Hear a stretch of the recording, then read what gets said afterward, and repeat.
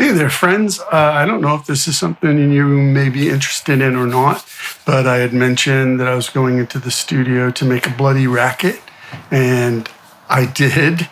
On the screen, you'll see a picture of the setup. There were 2 Marshall stacks or half stacks or whatever, and then I had a pedal board in a real studio, and it was mighty. It was really loud. The idea was to see what I could achieve with feedback and pedals. I knew I could get feedback if I cranked the amps enough, but it was more about movement with the volume and the pressure and the intensity. And it was cool. It was a good little experiment. In fact, we blew up the Marshall to the left. So you'll see the picture of the Marshalls because I took the pictures before we started recording. And here's my pedal board as well. But the one to the left, the Marshall head to the left, which had just gotten serviced, I feel bad, blew up just in the middle of the take. It just said, see ya.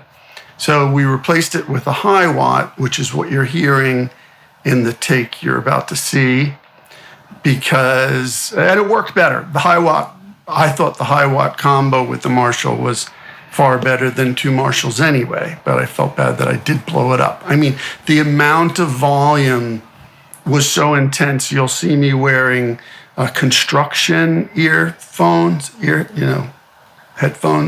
whatever they're called, for blasting cap headphones.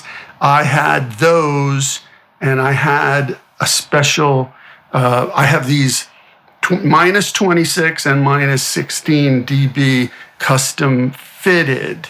I had to go get molds made. And what those do is you can hear with them, they just reduce the tinnitus frequencies minus 16 or minus 26. And I had the minus 26 in and the construction headphones on. And my ears were still ringing. That's how loud it was, but not too bad. It was smart to wear those. Thanks to Shane at West Point, my favorite engineer in the UK. Been working with him for 9 years. He's incredible. He's done every London experimental ensemble record and even mixed some of the Black Country stuff. So there you go. And he was into it. He was into the Racket, and you'll hear it was really loud. And it was a good experience. I learned a lot. So if you have any questions about this, let me know.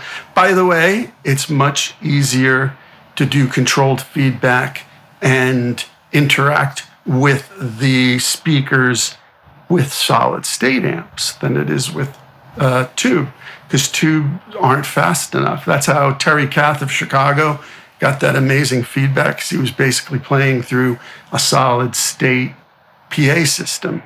That was his amp.